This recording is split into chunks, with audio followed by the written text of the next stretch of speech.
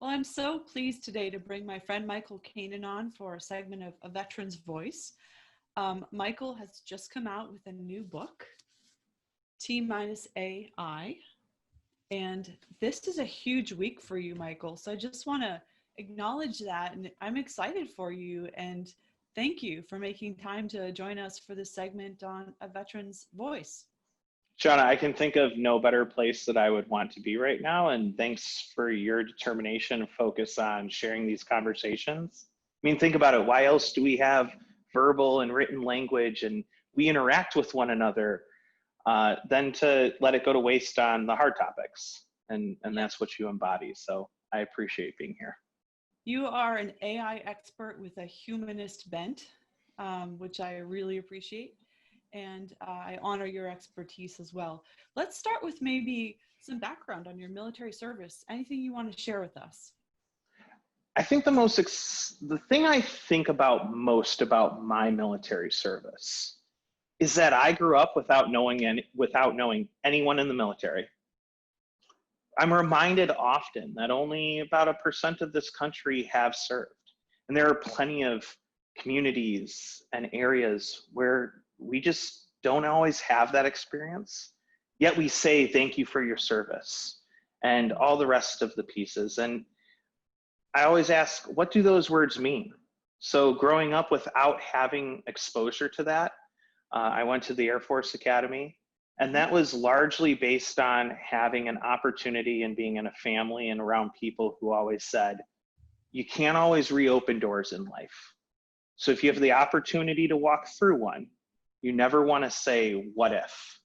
And that was where I find myself today. And I could not be more grateful to the people and to the opportunities of seeing the world and everything else that it's exposed to me. You and I have also had conversations about the misuse of artificial intelligence or the misapplication of it to things that maybe you would say as an AI expert, it wasn't really best designed to address. And one of the areas that we've talked about is about using AI for sort of suicide prevention, predictive ability, and just wanted to get your thoughts on that and hear what you have to say on that topic, because we both hear it all the time. You know, let's develop some kind of gizmo that does this thing that allows us to have this bird's eye view on who is going to be at risk for suicide. Love to hear your thoughts. I'm going to sum it up in 3 words. Stop the train. There is too much techno-solutionism going on.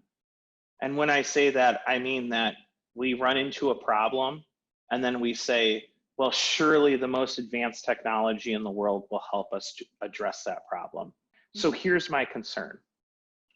If we just use artificial intelligence to say, well, I bet that could predict suicidal ideations, there are 2 issues that arise.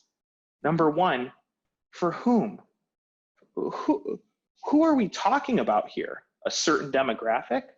Did you go back and collect all of the data from what is ultimately the most unique, human-centric, anomalous experience that there could absolutely be, right? And how are we going to get data that's representative of everyone? That's number 1. And number 2, if we could, and all of a sudden we told everyone, well, we're going to get data from everyone because this is a problem that we have, so we want to be able to predict it.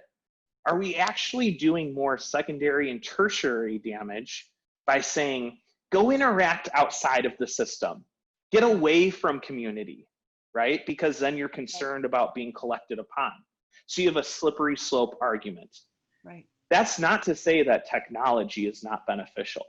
There are plenty of ways when we bring, and you and I have talked about this before, bringing anonymous in-home healthcare and telehealth that you don't have to walk through the door so someone sees your face doing that at the Family Readiness Center. We could bring that into the home. There are a number of platforms and technologies that have great communities, Twitch, Animal Crossing.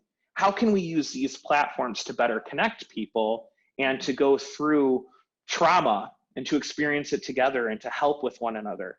So there is a place for technology, But if we don't understand the technology and we just wield the words AI without really understanding what it's all about, I fear mistakes in the future.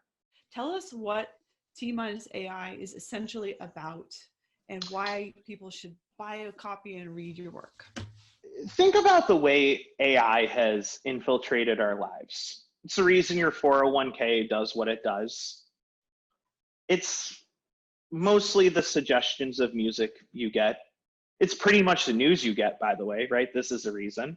It's the ads you see. It creates, I believe in my mind that the whole world talks about artificial intelligence because my algorithms like that, right? When not necessarily everyone does. It creates art. It creates what we deem as fake news nowadays, computer-generated content. And you know what? For millennials, hashtag adults under 40 out there in the world, it's, you can blame early machine learning applications for the perpetuation of the stock market crash, right? So it's a part of our lives every single day. And what I ask, and by the way, even in baseball, so as a baseball fan, I think, it's in some ways ruined the entire game. That's up for debate, I understand. That's America's pastime. So it affects all these things that we deal with every single day. Yet the question is most of the time we place it on a pedestal. It's like we throw the kitchen sink, not the kitchen sink, the kitchen and the living room out the window, and then we all of a sudden can't just discuss it. We can't talk about it, and we start to lose our frameworks. We start to lose our sense of self because of those words, artificial intelligence. Mm-hmm. So despite everything at risk and all the conversations, it just remains shrouded behind this cloud of mystery and misunderstanding and hidden behind complex technical terms. They're confused even further by our extravagant depictions in science fiction. Yeah. The realities and its profound implications to each of our lives, they seem tough to decipher, but they're crucial to understand. So in the book, what I do is I explain realities of AI from a human-oriented perspective that's easy to comprehend through our collective history of innovation and technology, because the topic is truly a multidisciplinary one. You have to know a little bit about our own evolution, the development of language, the scales of numbers, both big and small, how computers work, of course, at a basic level, some of our own history, and also a little bit of how your brain works, right? And once we have that, then let's move to the discussion of what is it? What does it mean to say AI? What is a neural network? And the reason for that is it generally starts at that point, but we don't have any context. So it's the same circular conversation where I had mentioned we speak above, pass below, and through one another. And then once we lay that out and we can say, I can a little bit understand how in ones and zeros, we roughly depict the neuron in our brain. Okay, I gotcha. And my book helps you understand how we got to this place. Then let's talk about the big stuff.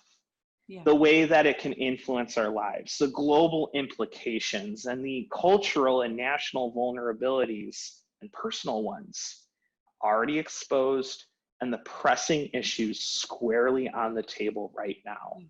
But without, the aspects of this tripod or this chair we can sit on, all three of those, the conversation seems to be meaningless. And what I wanted to do is really tap into the books that inspired me, the books that talked about the human experience, because we as humans, and in your work, we learn best through connection and storytelling. And what I want to do is write a book about artificial intelligence that was human-centric, all about storytelling of us. Yeah, well, you're the perfect source for that wisdom and that message. And I'm so glad you wrote this. I would have probably read a lot of it if it hadn't come late last night, because this is your launch week. So I look forward to reading it, Michael, and I'm grateful to you for coming on and sharing with us today. Thank you. Shauna, grateful for you and your friendship, and I'm sure we'll talk, probably this week after this. But thanks for having me on.